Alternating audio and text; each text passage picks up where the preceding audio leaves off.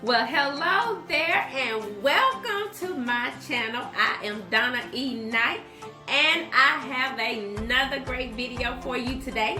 Today we are going to be talking about anxiety disorder and how anxiety affects the body. I never really had an issue with anxiety until here recently. I had my first episode with anxiety and I didn't really know what it was until I kind of did some research and thought about it and talked to some people about it. And I realized that I had an anxiety attack. So I think it's going to be interesting today to talk about anxiety. I think a lot more people have anxiety than we realize. So I think it's something interesting to talk about. I hope you guys find it interesting. And before we dig in, you guys know the 3 things that you need to do. Hit the like button, share, and subscribe if you haven't already, because you know I would greatly appreciate it. And we'll be right back with you.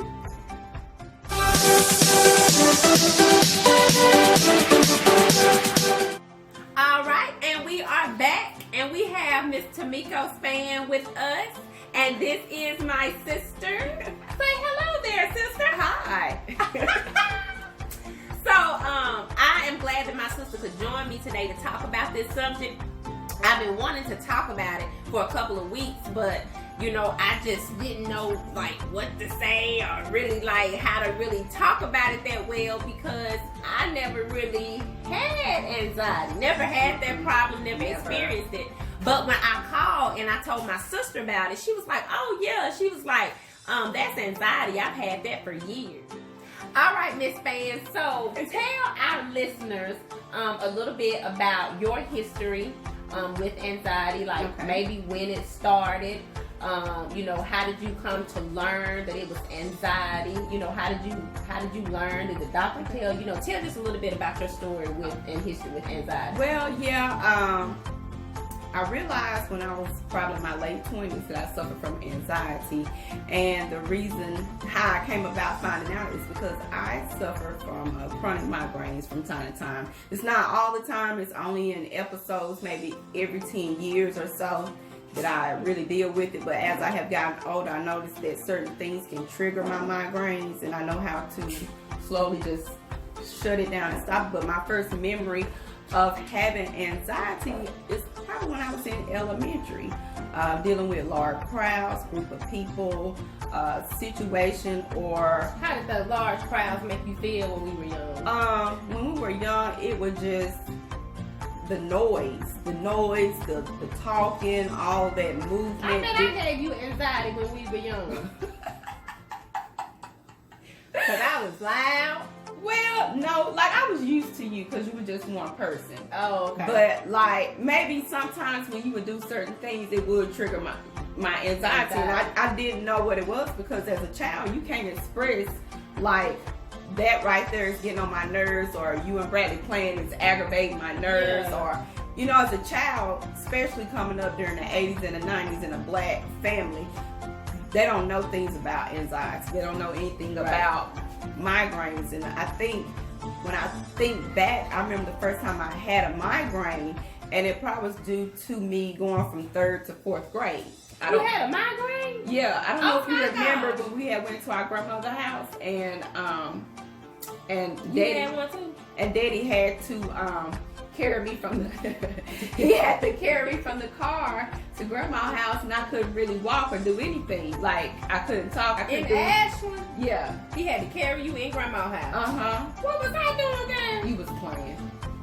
With what? I don't know. You was probably outside playing, or you may have. I had good nerves. Yeah. But something had triggered that. It can be a crowd. So you were dizzy? Yeah. I could not walk. I couldn't even walk. I couldn't even hold my balance. If I was stood up, I would fall. And that's when I first realized, once I think back, that was the first time I had a migraine, and it was probably due to a lot of anxiety that I didn't even know. Just something simple, like we had a school event, pep rally, that really wouldn't trigger it, but all that noise, that that environment, it's really triggered for me that an environment that I can't control are people. But as I have gotten older, I have meditated, prayed. You know, you find that balance, you know. That is so interesting. So, you know, I noticed the only time that it really gets triggered a lot is during the holidays, or like this time of the year, I tend to have more migraines. But here lately, in the past few years, I have not, because I have really got it under control. Yeah. And that's because I have controlled my anxiety, and that's due to meditation, a lot of prayer, you know, spiritual, you know, things that have helped me. And taking medicine, that really didn't do a whole lot for me. It didn't help the anxiety. Well, it did, but with any type of medicine, you tend to have a side effect. Yeah. And the side effects is appetite. And you know, who wants to live their life taking something constantly when you can eat the right food, take the right supplement, meditate, pray, and just eliminate that stress that you don't want to deal with. Point blank, period. And that's how I have dealt with it. It's just eliminating stress.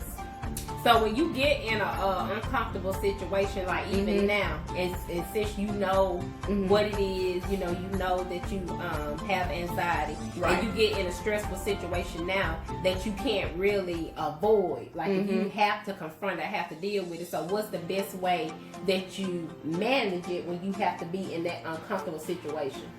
I take, which I already take a lot of time for myself, I take a lot of time to just write down, mentally do mental notes to myself.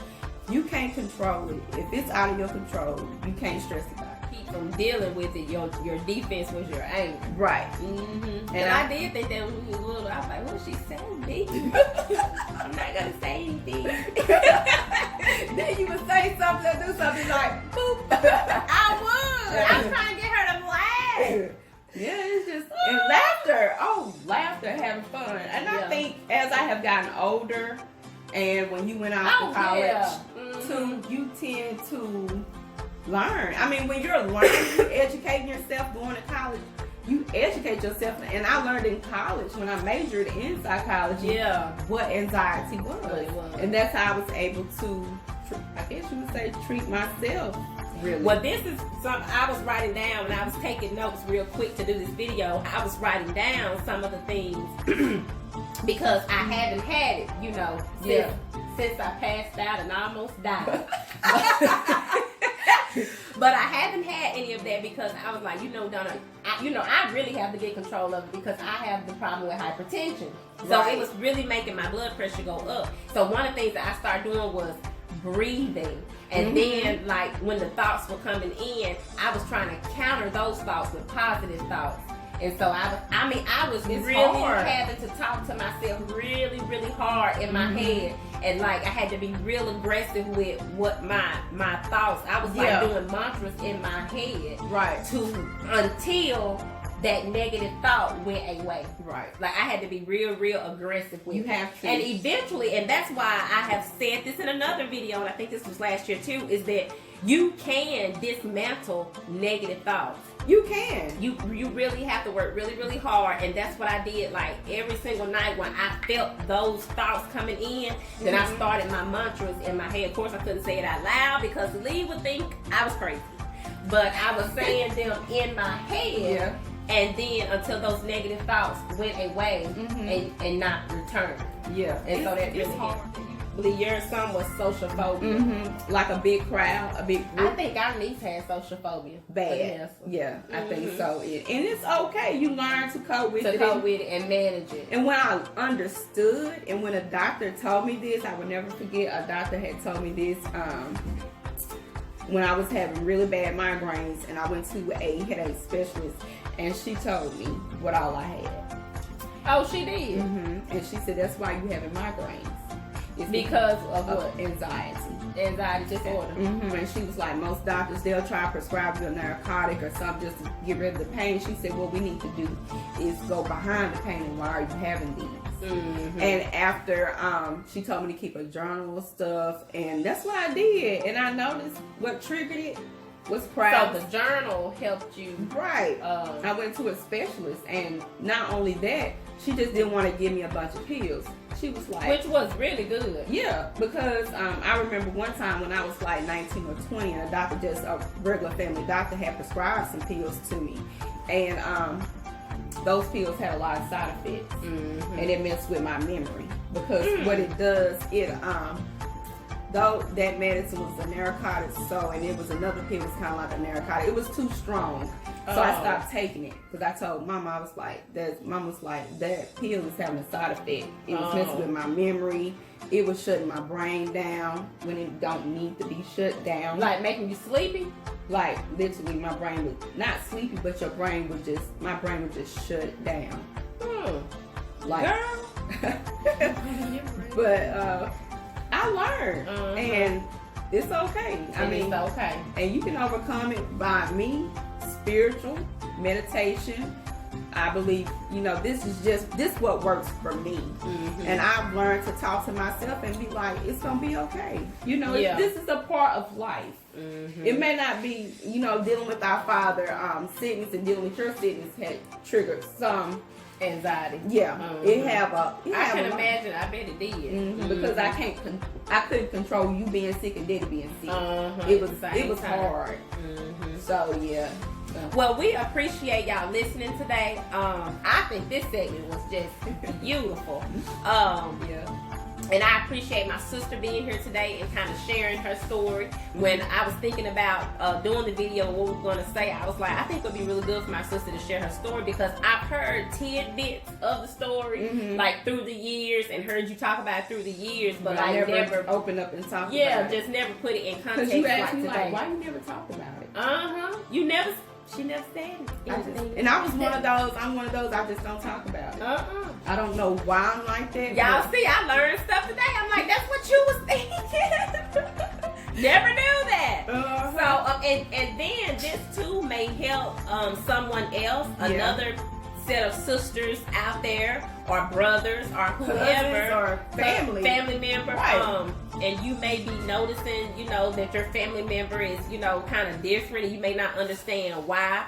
Or, they may be going through something. Right. And you may not understand what they're going through or how they're processing what they're going through. And it could be anxiety. And maybe they do need someone to talk to. Right. You never know. And they may not know how to talk about it or what to say. So maybe it's something that we said today that'll help you guys. I hope that it will. I think this conversation doesn't happen enough, and I just kind of wanted to touch on it briefly today because I am no expert in disorders, but I did want to share my experience and let my sister share hers. And also, if you know someone that may have some of the things that I talk about, don't ever tell them what you think that they're thinking. You don't know what a person is thinking. You need to ask them. So once again, you know the gist of this. I have to do it or my producers will fire me. So you have to like, okay? And you have to share and leave a comment if you would, please. And also hit the subscribe button if you haven't already. I really appreciate you for watching. Thank you so much. And I hope you guys have a good one.